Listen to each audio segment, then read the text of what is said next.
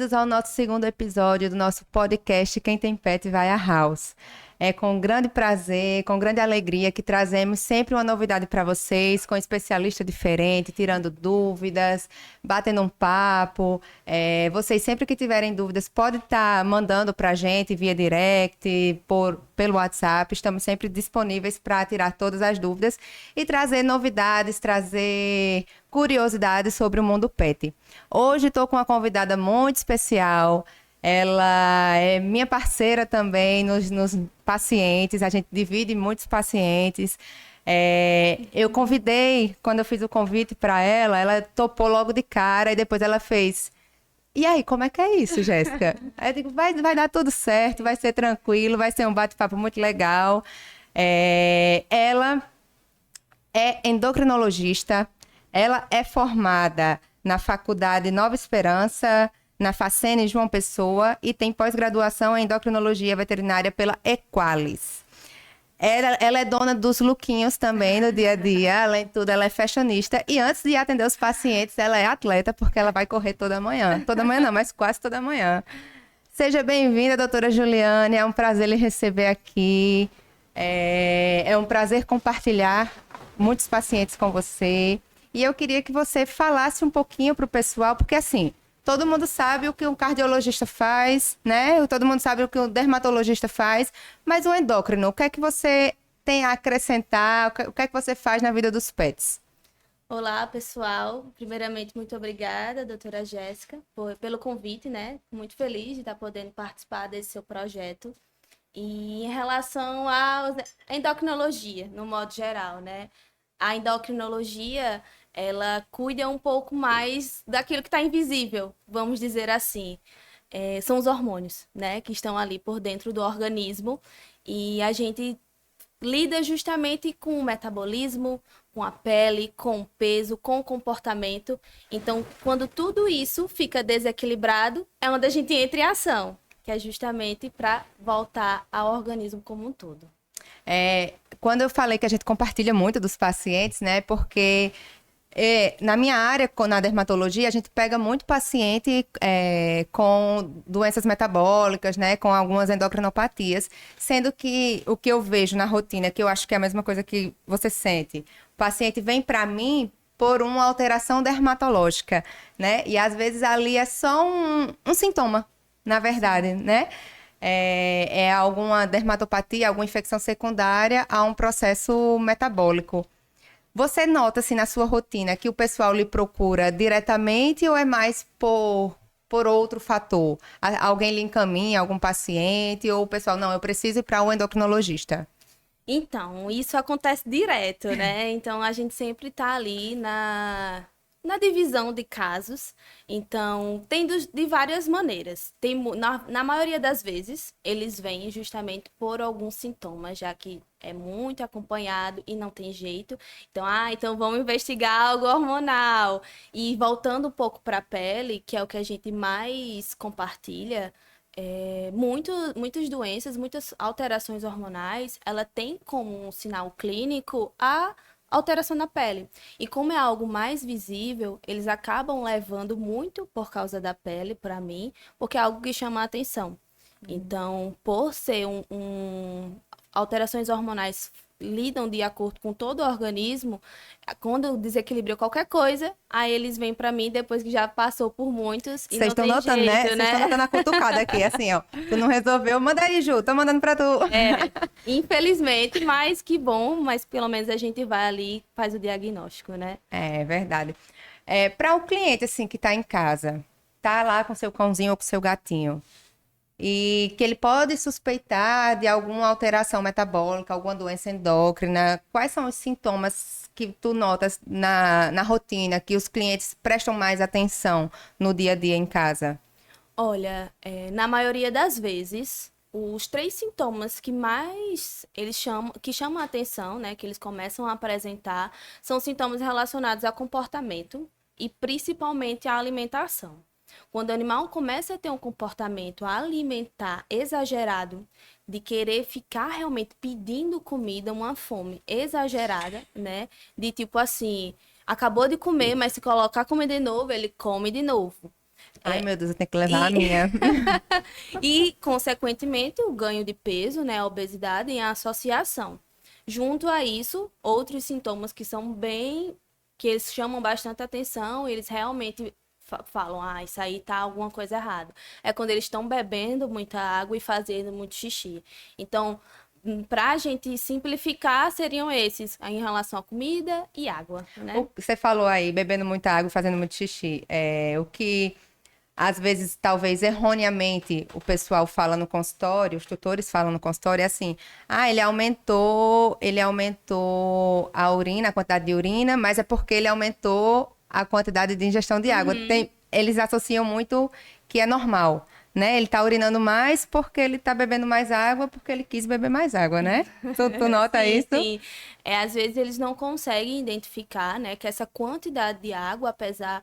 E muitas vezes o que é que eles falam? Não, porque estava mais quente. Aí eu acho que ele bebeu água porque estava fazendo calor. Não. A gente precisa seguir um parâmetro, né? Existe um parâmetro de quantidade de água por dia que o animal precisa tomar, ingerir, que é pelo peso, né? 60 ml por quilo dia é o indicado para ele ingerir, né?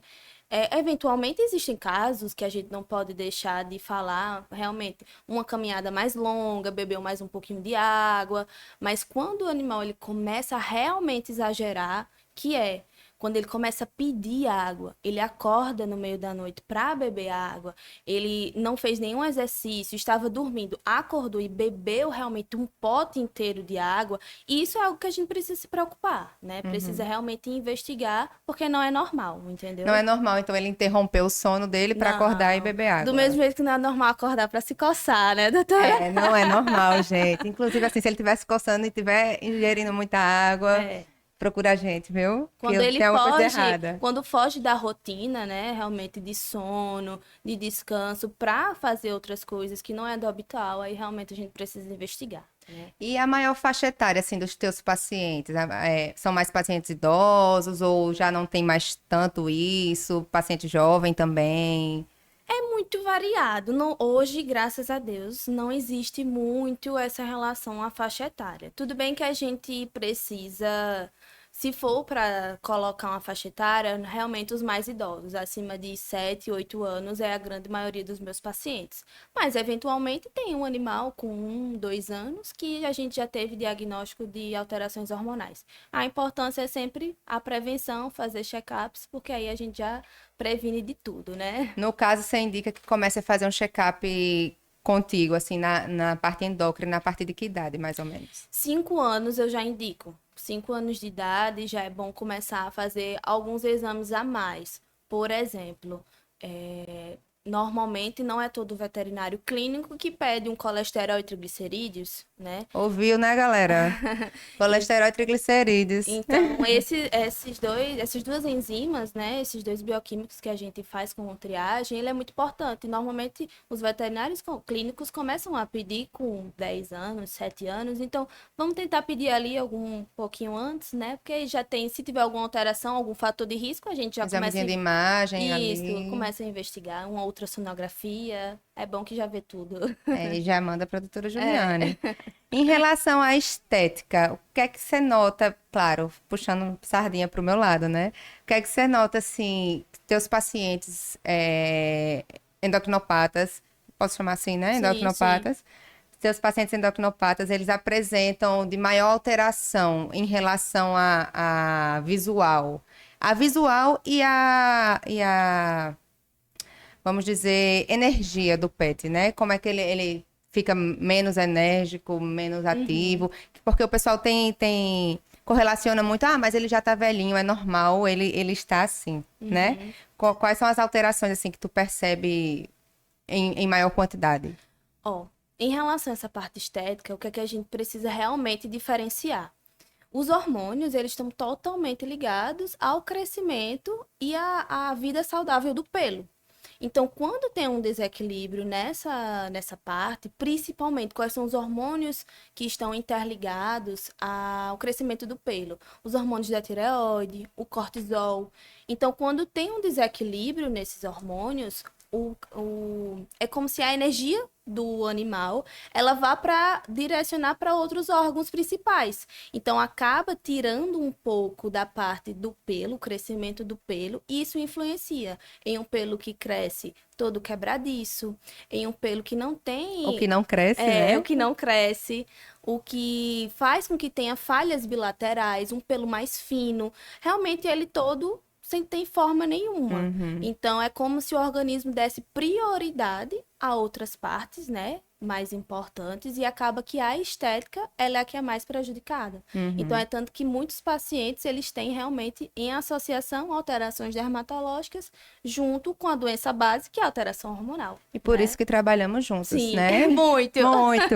Porque não adianta só cuidar de um lado, tem que cuidar do outro também, porque Sim, senão a gente não tem evolução. sim. E essa troca é muito legal, porque, gente, o que eu aperrei essa mulher não é brincadeira, não. Eu faço, ei, o paciente tal, tá evoluindo, não, me ajude.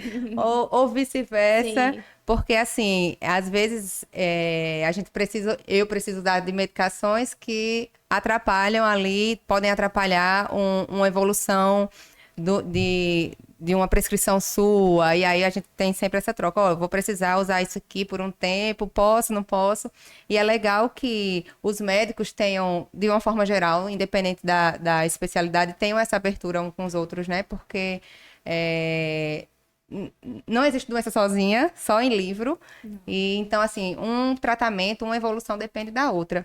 Em relação ao hipotiroidismo, que você relatou aí, é muito frequente na clínica ou não? É cão, é gato, os dois? Qual a tua maior demanda? Normalmente, em doenças relacionadas à tireoide, aqui em João Pessoa, ela não é muito frequente, meus pacientes. A gente tem mais pacientes relacionados a descontroles de cortisol. Mas puxando para a tireoide, o hipo, que é o baixo, né? O baixo valor da tireoide, dos hormônios da tireoide, ele está mais relacionado a cães. E o hiper, que é o aumento dos hormônios da tireoide, mais relacionado aos felinos. O hiper, no caso, você pega mais em felino, Sim, né? A maior sim. casuística é felino. E os sintomas desse hiper nos felinos, quais seriam? A grande diferença que o tutor realmente consegue lidar é um animal que muda totalmente o comportamento. É um animal que ele está sempre muito agitado. É um gato que ele sempre está ali vocalizando, miando muito. E isso é um pouco associado à velhice. Então, assim, não é um envelhecimento tranquilo, vamos dizer assim, é um envelhecimento que o animal fica agitado. E isso não é normal, né? E outro sintoma que é muito característico, né, no hipertiroidismo em felinos, é um animal que come o tempo inteiro e mesmo assim emagrece. E a gente precisa diferenciar se realmente é algo relacionado a alterações na tireoide. Tá. E diabetes? A casuística é muito alta? Ela é subdiagnosticada ou você vê que tem um diagnóstico mais rotineiro? A diabetes hoje ainda é um terror, né, para muitos veterinários. Confesso que é uma das doenças que eu mais preciso do tutor do que do próprio animal para ter uma boa resposta.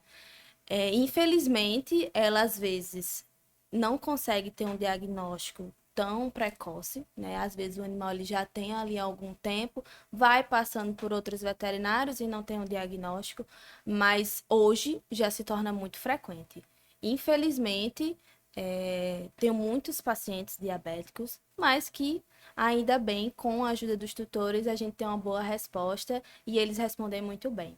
E eles conseguem ter uma qualidade de vida tranquilamente. Totalmente, eles conseguem, o organismo como um todo, ele consegue se remodelar e entender que agora é necessário o uso de uma insulina externa para controle do organismo como um todo.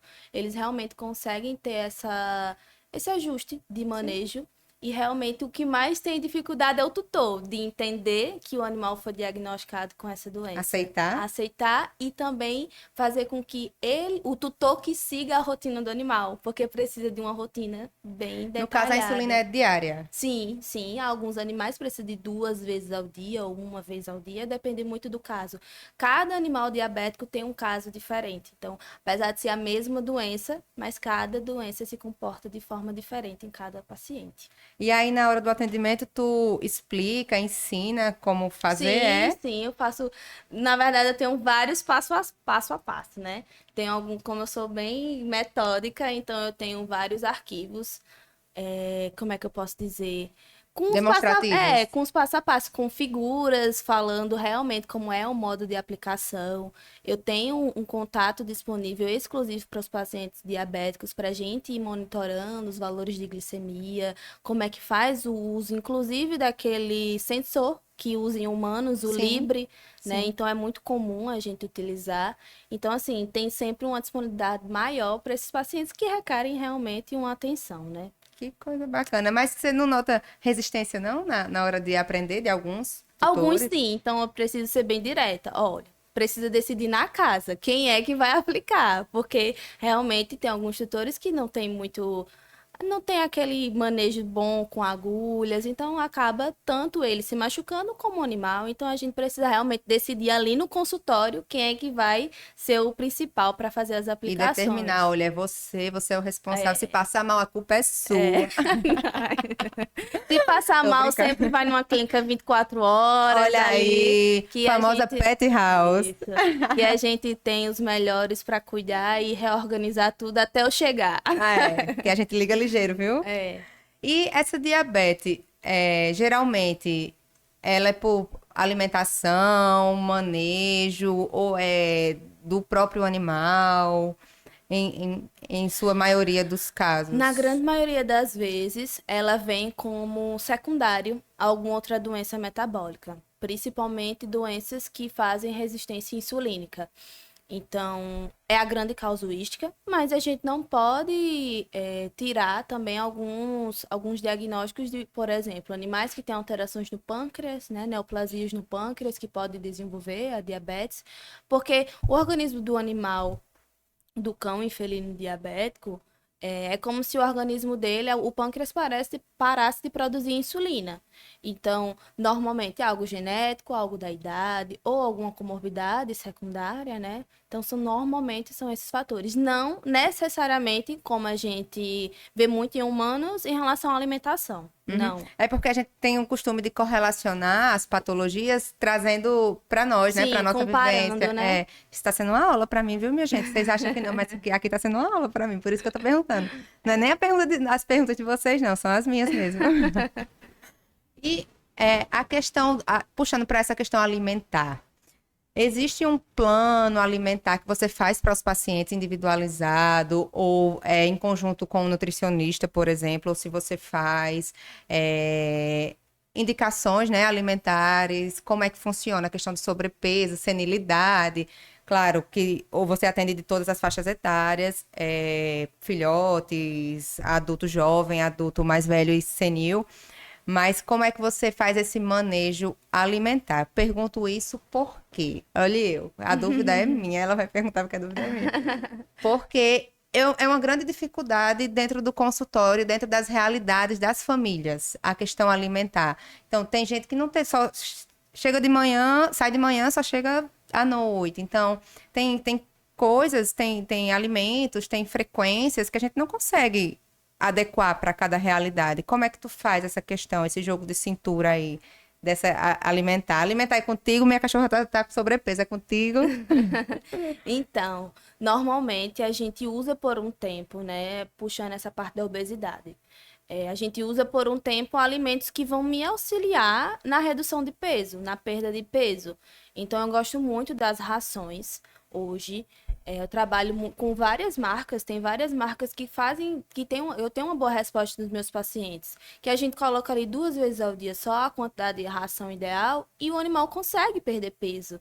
Então, quando sai um pouco da parte da ração, que precisa realmente de algo mais balanceado, com alimentos naturais, aí eu preciso de uma ajuda hoje ainda de um nutricionista. Mas Uhum. vai que eu me interesse aí e Olha aí, queira quem sabe é uma nutricionista fazer por também aí. uma especialidade na nutrição. Mas hoje eu ainda trabalho mais com rações terapêuticas que me ajudam. Essas rações terapêuticas tanto ajudam na obesidade, porque elas têm alto teor de fibra, tem variedades em relação também a carboidrato, a proteína, na composição. Por isso que elas são chamadas de terapêuticas, porque a gente usa só por um tempo. Então, quando o animal ele chega no objetivo, a gente pode voltar ao uso da outra alimentação que ele já fazia anteriormente. Mesma coisa com a alimentação diabética. Quando o animal é diabético, ele precisa fazer o uso dessa justamente de ração diabética, porque vai dar uma saciedade melhor, porque ele tem uma doença que está ali estimulando sempre a fome, né? Então dá uma saciedade melhor. Então o tempo de adaptação é só o tempo ali da gente conseguir controlar e depois volta à vida normal.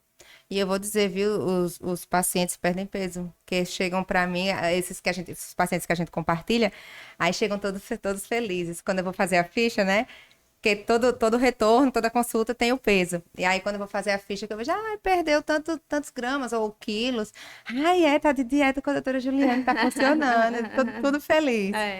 Mas é muito... Você vê que o animal, ele tem outra vida, né? Outra qualidade de vida. Ele passa a brincar mais, a dormir melhor. É notório. E a felicidade dos tutores em relação a isso também é notório. Sim. E me diz uma coisa, existe um grande vilão, um grande temido aí na endocrinologia, que os pacientes, quem tem animais que possuem, sabem, mas alguns já ouviram falar, que é o hiperadrenocorticismo. É um vilão, porque ele é um bicho de 7 cabeças, porque eu não gosto quando tem esse diagnóstico. Esse nome tão grande, né? Esse nome tão grande, parece um palavrão, hiperadrenocorticismo. O que ele é, o que é que ele faz, de onde é que ele vem? Então, hoje, inclusive, a gente já fala que não deixa só restrito às adrenais, no modo geral. A gente fala que é o hipercortisolismo no modo geral. Olha aí, me corrigindo. Hiper de muito, né? Não é hiperadrenocorticismo, é hipercortisolismo, Isso, gente. hiper de muito e cortisolismo de cortisol, né? E aí o hipercortisolismo hoje é uma das principais doenças que a gente mais faz o diagnóstico. Infelizmente, ele é um vilão, porque o animal ele tem cortisol no organismo muito, né? Hiper é assim, muito, muito mesmo que você possa imaginar. E aí esse hipercortisolismo é como se o organismo do animal ele estivesse em estresse constante o tempo inteiro. Então imagina aí, todos os órgãos em um estresse constante, Uma inflamação constante. inflamação também constante, e isso causa muitas outras alterações metabólicas em conjunto, né? Inclusive pode ocasionar diabetes também. A resistência insulínica e a diabetes. Então, assim, a principal doença hormonal que a gente realmente precisa tomar cuidado e fechar o quanto antes o diagnóstico para começar o tratamento. E como é que eu posso tomar cuidado com essa doença? O que é que eu posso fazer, ou evitar, ou algo que eu possa fazer de dia a dia, de manejo, ou não tem o que fazer, é só acompanhar com os médicos? Hoje, um dos principais fatores que podem desencadear essa doença é o hipercortisolismo iatrogênico que a gente fala, que é por uso de medicações, principalmente à base de corticoide. Olha, aquele cachorrinho que tá coçando, que você não leva ao veterinário para controlar, e toma 3 dias de corticoide, 5 dias de corticoide, por conta própria. Infelizmente, o corticoide ele ajuda muitos casos, mas quando ele é utilizado em uso crônico, né, sem desmame, de forma descontrolada, por conta própria do tutor, então ele infelizmente pode aparecer a doença se o animal nem tem nenhuma predisposição, mas que infelizmente pode desencadear. Então, esse é um dos fatores. Em relação à prevenção, ao que ficar de olho, aqueles sintomas básicos que eu falei lá no início, de muita fome, muita sede, muito xixi, são um dos principais sintomas que o animal pode apresentar quando tem essa doença. Além de tudo, com o histórico clínico do animal. Se ele tem alterações, como eu te falei, o cortisol, ele está em um estresse constante, então os órgãos, eles sofrem. Então, se o animal já tem histórico de alterações em fígado, vesícula biliar, em pâncreas, é interessante a gente ficar fazendo um acompanhamento mais de perto até ver qual o momento ideal para fazer o diagnóstico, sabe? Uhum. E quando a gente fala de uso de corticoide, não é só o corticoide oral, né? Qualquer corticoide. Todo corticoide tem absorção e tem influência num prognóstico pior que o animal pode ter. Tudo bem que a gente não pode dizer, não, o animal nunca mais vai usar corticoide. Não, Não, até porque a gente ama um corticoide, né? precisa, A né? gente Mas precisa. assim, às vezes o animal tem alguma alteração de pele, alguma feridinha, e aquela pomada específica que tem corticoide foi boa naquele momento. Aí vai lá e guarda a pomadinha, né? E aí fica usando a pomadinha sempre que A torta e a aparece. direita. Ou então um colírio que teve um pouquinho ali uma irritação no olho e tem que usar um colírio com É o vício da corticoide. receita, né? Então, assim, é exatamente esse tipo de comportamento que é o vilão, né? Que acaba sendo o vilão para os Então, animais. evitem medicar os animais por conta própria, né? Principalmente com corticoide. Principalmente com corticoide. Aí, é shampoo com corticoide, É, corticoide oral, corticoide no olho, no em ouvido, tudo. em tudo. Aí, mais tarde tá lá batendo na sua porta, né? Quando tiver um pouquinho mais Infelizmente, velho, né? Mas a inf- gente tá por aqui. tá pra dar um suporte. E em um pet saudável, em filhotes, por exemplo, um pet saudável juvenil, filhote ou adulto jovem. Existe alguma endocrinopatia que chame, que tenha mais casuística em animais jovens ou não? Ou independe? Normalmente, quando o animal ele já nasce com alterações de fatores de crescimento. O filhote, basicamente, é esse tipo de alteração. E que hoje a casuística é muito pequena, não é muito realmente específica. Então, alterações no GH, GNRH, aí é que tem Diabetes filhotes. em cão juvenil é comum, não? Não, não, normalmente é mais idoso mesmo, é até gatos também é mais idoso, não é tão jovem, Então, não. quando é mais juvenil, pode ser algo bem transitório Sim, ali, sim. temporário. Por isso que é o acompanhamento. Às vezes, alguns pacientes, eles podem ter alterações de glicemia, de valores muito altos que assustam. Mas às vezes a glicemia ela é muito volátil. Então ela pode se alterar com facilidade, até com o uso de medicamentos. Então, por isso que eu preciso de todo um apanhado de exames, né? E os Não é, exames dela, gente, é um preparo, viu, para fazer o exame, não é assim, não. não é só a glicemia que a É. gente fecha o diagnóstico de diabetes, né? Tem vários outros exames que a gente precisa juntar, juntamente com a anamnese, o histórico clínico do animal, que aí a gente fecha o diagnóstico. Não é tão simples assim, sabe? Aham. Eu falo que os exames não são tão simples porque alguns testes que você faz, a gente precisa suspender, né? Alguns tipos de medicações, até de shampoo, qualquer tipo de fármaco, Sim. para poder ser bem fidedigno. Por isso que não pode mentir na hora que for fazer os testes, ele não tá usando, porque vai dar errado. Sim, sim, e acaba, infelizmente, a gente demora a fechar diagnóstico no animal e acaba ficando mais caro pro tutor, porque testes hormonais, do mesmo jeito que é caro pra gente, também é caro na veterinária. Então, eu vou precisar refazer o teste. Quando o animal ele tem muita clínica daquela doença, eu vou insistir até a gente conseguir fechar, né? O ruim ele não vai Sim. ficar, mas de um jeito ou de outro a gente vai chegar no Mas o ruim é diagnóstico. que demora, né? E aí Sim, vem aquele, tem que levar novamente, tem que coletar sim, exames novamente, e é gasto de tempo, financeiro, sim, né? sim. É. E quais são os maiores mitos que você encontra no consultório de endocrinologia? Porque eu tenho um bocado. É, eu acho que o maior, assim, é quando chega pra mim e fala, ai, tá com alteração hormonal, não tem mais o que fazer. Claro que não, né? Pelo Digo, eu estou contrário. aqui para isso. Eu acho que muitos já chegam, principalmente diabético, já chegam bem tristes, sem muita expectativa, mas não. A grande maioria das alterações hormonais, elas têm controle, um bom controle, o animal tem uma grande expectativa de vida. Então, acho que o maior mito é esse, é como se fosse uma sentença. Ter alteração hormonal já é uma sentença. Não, não É é bem endocrinologia e assim. oncologia, é Não, sentença. não. Não, peraí que, Tem né? muito tratamento bom hoje, graças a Tô aqui Deus. para cuidar. É, Se não tá resolvendo, manda para cá que eu sim. resolvo. E qual exame, se tem algum, e qual exame específico que você aconselharia fazer anualmente, para os pets? Triglicerídeos mesmo, colesterol? Sim, sim. Não, um check-up sempre é interessante anual, né? Eu acho que de exames de imagem é sempre bom a ultrassonografia abdominal, porque acaba vendo todos os órgãos. E um animal que não é muito específico para fazer, né? Um animal que tá fazendo só o check-up mesmo, hemograma e bioquímicos gerais. Ver função do fígado, função do rim, colesterol, triglicerídeos e ultrassonografia.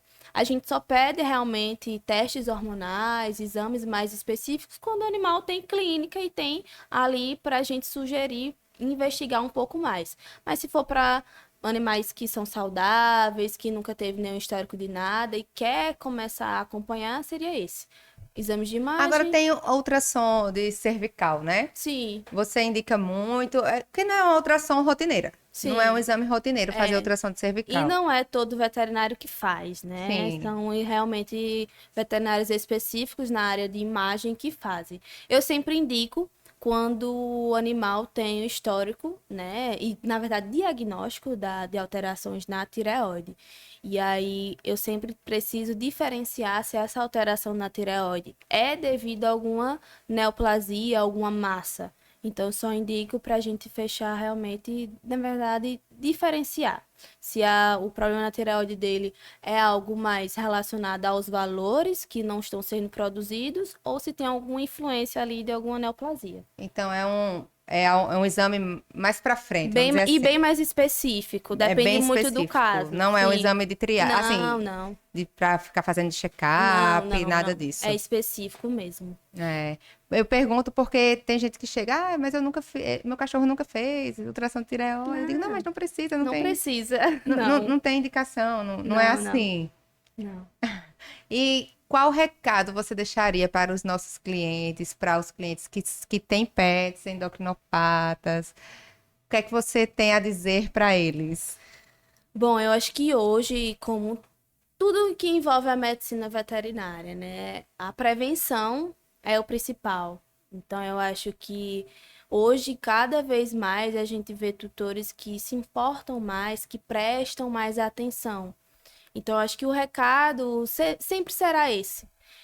Quando você presta mais atenção no dia a dia do seu animalzinho em casa, acaba nos ajudando cada vez mais a ter um diagnóstico precoce, a ir acompanhando e tendo sempre o melhor, porque o objetivo é sempre o melhor para o animal. Então, acho que o recado seria esse: prevenção, cuidado em casa, e sempre que notar alguma coisa diferente, a gente tá por aqui. Olha aí o recado da doutora Juliana. Doutora Juliana, existe Ozempic para cachorro? Ozempic ainda não, mas tem uma droga que está sendo já utilizada, manipulada, veterinária, que eu ainda não utilizei em nenhum paciente, mas que uma colega veterinária, endócrino, que já me falou que está sendo Que utilizou? utilizado, né? E é injetável também, mas só é feito em consultório, não consegue Olha, comprar aí e fazer em o pessoal casa. desviando a Ozempic dos cachorros para Mas é aplicar. mais para felinos, né? Para os gatos que têm essas Que na comorbidades. verdade é semaglutida, É né? isso, que tem essa alteração de obesidade. Mas eu ainda não utilizei em nenhum paciente meu. Tá vendo? O pessoal Mas pedindo tem. receita, viu? Não. Gente, essa foi a nossa entrevista com a doutora Juliane. Ela trabalha na parte de endocrinologia. Então, o que precisarem, pode marcar atendimento com ela. Eu encaminho muitos pacientes para ela. Não só eu, mas toda a equipe médica. Queria agradecer sua participação, doutora. Queria muito agradecer sua presença. Foi um prazer tê-la aqui no nosso podcast Quem Tem Pet Vai à House, nosso segundo episódio. É um prazer dividir os pacientes contigo. Você é um exemplo de profissional, um exemplo de ser humano, um exemplo de atleta, viu, gente? Eu tento ter o pique dessa mulher, mas eu não consigo. Então, muito obrigada. Vocês, clientes que têm pacientes com alguns dos sintomas que a doutora Juliane falou aqui, procure, não deixe para depois. É importante, como ela mesma disse, é importante a gente fazer o diagnóstico o quanto antes, porque quanto antes a gente cuidar, melhor a qualidade de vida, mais o seu animal vai viver melhor, Sim, né?